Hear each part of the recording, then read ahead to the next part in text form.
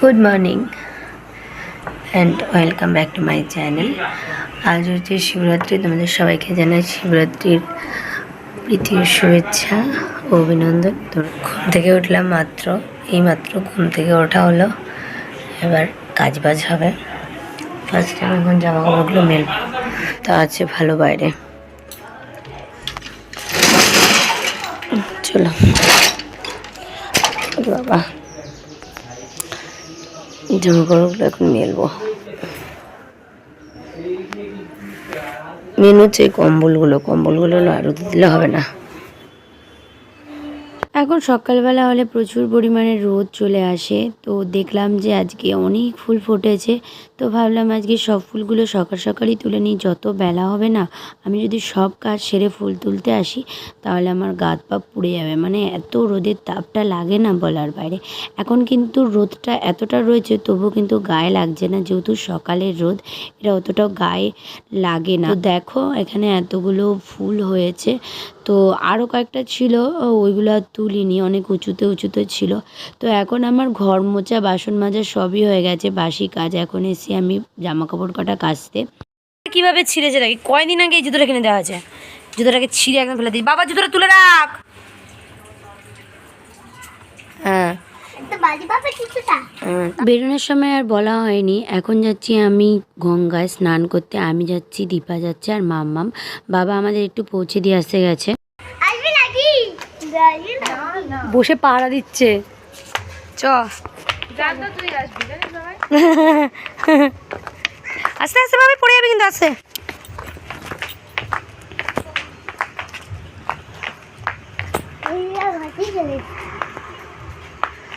জল ভালোই আছে। এদিকে আয় বাবাই, একদম যাবি না। আজকে দুটোই মেয়ে মানুষ এসেছি আর মাম্মামকেও নিয়ে এসেছি। একটু ভয় ভয় লাগছিল। আর আমরা কেউ কিন্তু সাঁতার জানি না, আমিও জানি না, দীপাও জানে না। তো সাহস নিয়ে নেমেছি। আর ফার্স্টেই একটু পয়সা দিয়ে নিলাম গঙ্গায়, আর মা গঙ্গাকে একটু নমস্কার জানিয়ে নিলাম। তারপরে নামলাম আমরা স্নান করতে। আমি সত্যি কথা বলতে একটু ফোটাও নামিনি, দীপা তাও একটু সাহস করে নেমেছে।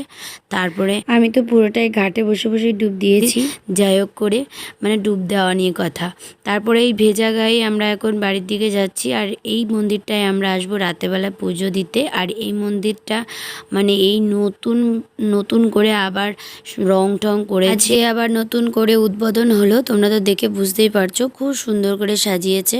আর এখন দেখো আমরা হেঁটে হেঁটে বাড়ির দিকে যাচ্ছি। ওই যে দীপার মামা আসছে, আর এত রোদ ছিল না, তার জন্য অতটা ঠান্ডা লাগেনি। আর যখনই ছাওয়ার দিকটা আসে তখনই ঠান্ডাটা লাগছিল। আর এই যে ফুল গাছটা দেখতে পাচ্ছ, এই ফুল গাছটা যতদিন এই রাস্তা দিয়ে গেছি ততদিন দেখেছি গাছ ভর্তি ফুল, আর আজকে একটা ফুলও ছিল না।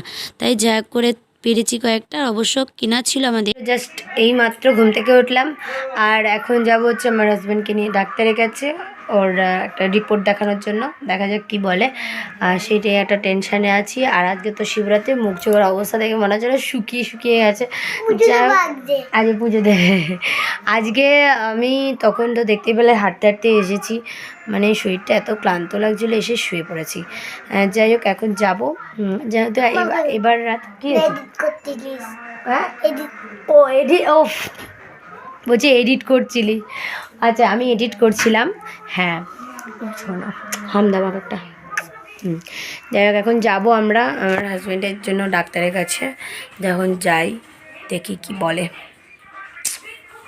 এই ফুলগুলোর কথাই তো দিদি আজকে বলছিল, জানিস মাম্মাম, এই ফুলগুলোর কথা।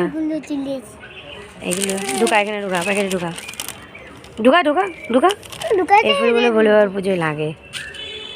আমার মামাম যেখানে যায় সেখানে গিয়ে দুষ্টুমি শুরু করে, এখানে এসেও দুষ্টুমি শুরু। এখানে দেখো সব রেডি হয়ে গেছে, যেগুলো দেবো। হ্যাঁ এখানে সব রেডি করা আছে। মা এখন ঘরের পুজোটা দেবে, আমরা রেডি, সম্পূর্ণ রেডি। আমাকে একটু ক্লিপটা একটু এনে দাও না, আমি ক্লিপটা নিইনি, চুলটা ছেড়ে দিয়েছি। আমি যাব, দীপা যাবে আর মাম্মাম যাবে। আমার মেয়ে আজকে মানে এইবার থেকে শুরু করলো শিবরাত্রিতে শাড়ি পরা। এই চো রেডি, যেরকমভাবে সরস্বতী পূজায়। ওরে বাবা, ওই একজন ঘুমটা দিচ্ছে বলে ও একজন ঘুমটা দিচ্ছে। ঘুমটা দেবো তো আমি, এরা তো ঘুমটা দেয়। দেখি আমাকে কেমন লাগছে ঘুমটা দিয়ে, দেখ আমাকে একটু ভিডিও। আমার ঘুমটা দিয়ে ভালো লাগছে মা, ঠিক করে ঘুমটা দেওয়া। মা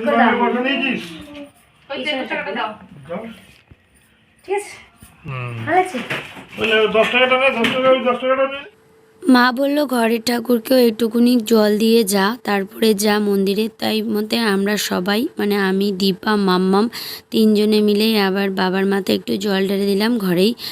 মা এখানে সব রেডি করে নিয়েছিল, আমি এর আগে একটুখানি ভিডিও করছিলাম, তার জন্য মা একটু রেডি করে দিয়েছে। আর এখানে দেখো আমি সব জিনিস একবারে এক জায়গায় নিয়ে নিয়েছি, ওখানে গিয়ে ভাগাভাগি করে নেব আমরা দুজন মিলে। তারপরে দেখো মাম্মামও এখানে জেদ করলো যে মাম্মামও দেবে, তো মাম্মামকে দিয়েও দেওয়ালাম। মাম্মামকে ফার্স্টে বলেছিলাম তুই দীপামার হাত ধরে দে, ও দেবে না, একা দেবে। আমিও ভোলে বাবার মাথায় জলটা ঢেলে দিলাম। তো মা এসে আমাদেরকে আগিয়ে দিয়ে যাওয়ার জন্য এখানে মা ডালাটা দিয়ে গেল আমার হাতে। আর আজকে আমার হাজব্যান্ডের গাড়িতে আমি যাচ্ছি, আর বাবার গাড়িতে যাচ্ছে দীপা আর মাম্মামকে বললাম আমাদের গাড়িতে আয়, ও বললো না দীপা আমার সাথেই যাবে। তারপরে এখানে দেখি প্রচুর পরিমাণে লাইন, তার জন্য আগে আগে দৌড়াতে এসে লাইনটা দিলাম, ওরা আস্তে আস্তে আসছে। পুরো ভিডিওটা কেমন লাগলো অবশ্যই কমেন্টে জানিও, আর এই মন্দিরটা কেমন লাগছে অবশ্যই কমেন্টে জানিও।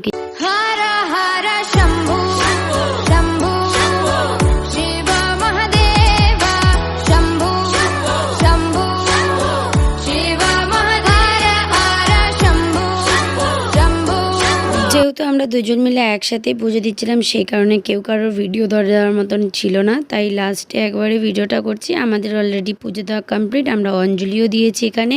তারপরে এখন নিচে গিয়ে প্রসাদ নেব, যদিও বা আমরা এই প্রসাদ খাইনি, পরের দিন খেয়েছিলাম। একজন মনে হয় তারকেশ্বর যাচ্ছে, আমার মনে হয়, সেটাই আমি তোমাদেরকে একটু তুলে ধরলাম। বাঁক নিয়ে যাচ্ছে, আর আমরা হাঁটতে হাঁটতে বাড়ির দিকে দিয়ে চলে এসেছি। এখন পর্যন্ত ড্রেস চেঞ্জ করিনি, এখন ড্রেসটা চেঞ্জ করব। মন্দিরটা এই বছর উদ্বোধন হলো, অনেক পুরনোই মন্দির, কিন্তু এটাকে রং টং সব করলো, বলে না ঝা চকচকে জিনিসের সব কিছুই কদর বেশি। এই মন্দিরটা আগের বছর পর্যন্ত কোনো কদর ছিল না, এত ভিড় ছিলই না, তাই ছিল। নীল পুজো করেছি, আগের বছর পর্যন্ত ওখানে ভিড় সেরকম ছিল না। এই বছর কত ভিড়, বাবা লাইন দিয়ে দাঁড়িয়েছিলাম। চলো আমি ড্রেস চেঞ্জ করিনি, মা ওদিকে সব কিছু রেডি করছে, মানে খাওয়ার দাওয়ার। তো চলো দেখতে থাকো, সঙ্গে থাকো। আজকে আমাদের রাতের খাবারটা এটাই ছিল। সেদিন আর রাতেরবেলা সেরকম কোনো ভিডিও করিনি, পরের দিন দেখাচ্ছিলাম আমি ভোলে বাবার মাথায় জল ঢেলে তবেই আমরা খাবো। তো এখানে দেখো মা খুব সুন্দর করে পুজো দিয়েছে, আমি একটু ভোলে বাবার মাথায় জলটা ঢেলে নিচ্ছিলাম। ওম নমঃ শিবায়, ওম নমঃ শিবায়, হর হর ভোলে নমঃ